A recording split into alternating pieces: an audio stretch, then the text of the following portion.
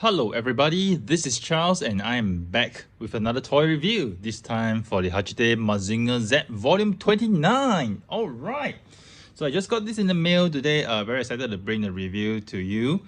Before that, let's go through the magazine. Okay, so we have the magazine for Volume 29 over here for the Hachette Mazinger Z. Okay, over here we have the front page, and then this time we're going to form the iron cutter for the right arm. Okay, and then here are the assembly guides, yada yada, and then we have episode 29, the mechanical beast. Okay, the Mazinger has the face against. Okay, and over here, very nice, we have a special talk. So right now I think they're starting to feature the interview with Go Naga, so this is a very awesome picture, and we see the creator Go Naga, and I think this guy is probably the in charge of this Mazinger Z project. But you can see how huge Mazinger Z is, compared to the two of them. So life size 75cm is really awesome. And over here I think there's a little bit more feature about the stand. Okay, and over here next issue we're going to get the right fist. So we're going to get the assembly for the right fist. So right now, looking at the picture for this right fist, can't really tell whether it's going to be die cast or plastic, but I'm hoping it's going to be die cast. In terms of assembly wise, not sure how much you can assemble. Maybe just a joint over here, a cover, before you pop into the just like a joint for you to insert inside here.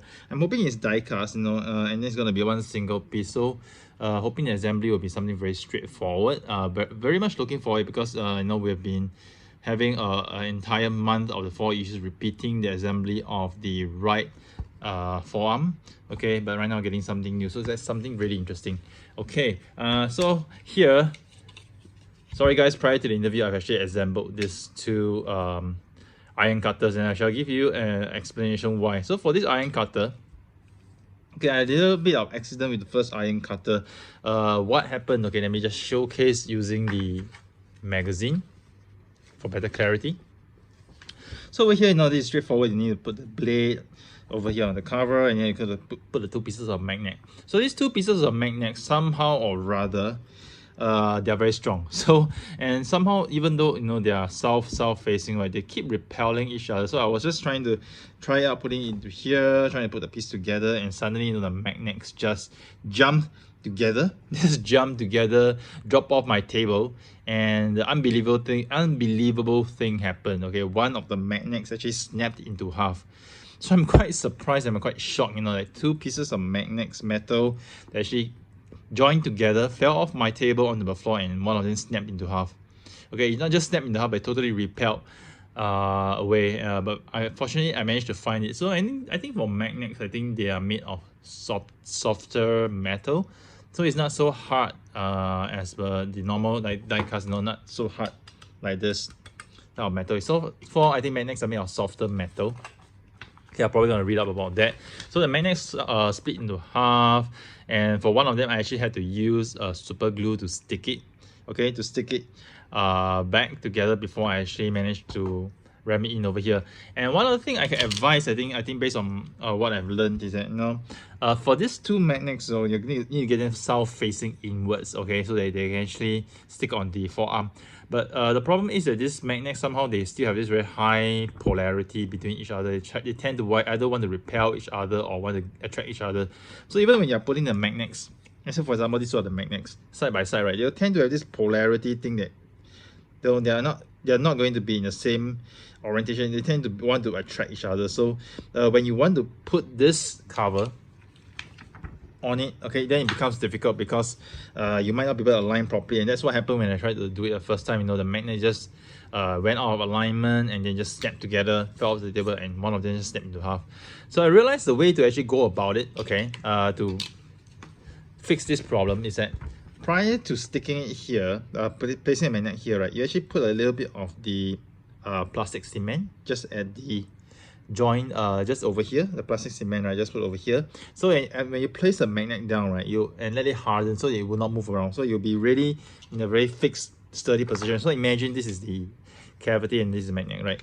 So if you do not put any what you call it, glue on it, right, you just move and hover around, move about, which makes it very difficult for you to put another piece together. So when you put a glue together, stick it, it stays in place, so it doesn't move around. Okay, so this is what I did for the second part of this iron cutter, which which magnets I broke. So once I fix the magnet, super glue it together, I also super glue it again onto the cavity over here. Okay, so once it's done, and I assembled this piece nicely. So you can see this piece is assembled quite nicely.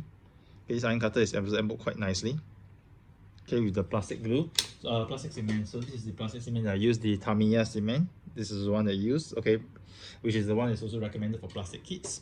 So once I'm done with this one, I actually tested on this one. So for this, which is the totally undamaged piece, I actually applied the plastic cement onto these two cavities. Okay, and once I was done, I placed the magnets up there, so making sure they are straight and standing and hardened before I actually place the cover over. Yeah, so for all these points, right, you actually apply a little bit of the cement to make sure it sticks on, and then once it's dry, you have your iron cutters done. So iron cutters done. Cool. Sticks really well. Okay, sticks really well. See? So you can shake it. It sticks really well. It falls off a little bit, maybe because I was shaking too hard. Yeah, but generally it sticks really well. So you won't expect it to fall off. Okay, even when you're posing it, but if you shake too hard, of course there's a chance that it might fall off. But other than that, it holds really well. Yeah, so with this, we have actually assembled almost the entire part of the right arm. So I think in the next volume, we're gonna get the fist, the right fist. So how the right fist is gonna be, I think there's gonna be a black rubber tubing for you to actually put in. So probably the assembly is gonna be straightforward. Probably 2 halves of the fist, and then you gotta put the black rubber in the center. Not sure whether there's gonna be any screw involved. Maybe there will be. And then just assemble it. But I'm really looking forward to form the entire entire hand. So here, as per my usual practice, I'm just going to put this piece together. So I have the torso, and over here, yeah, I'm moving further back because this arm is getting very long, and I need the space. Yeah. Okay, over here, and I have the 2 shoulder pads, right and left.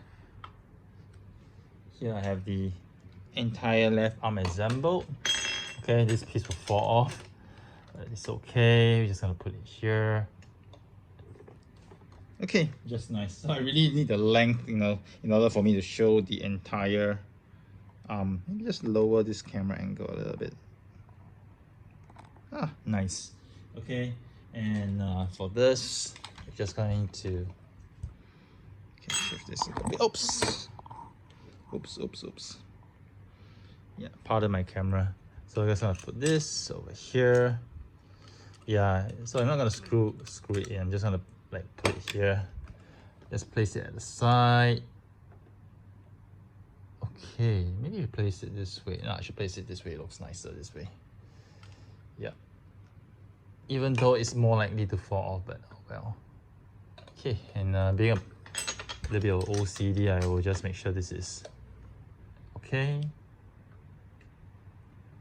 Yep, and with 29 volumes, this is what we have formed for the Mazinger Z.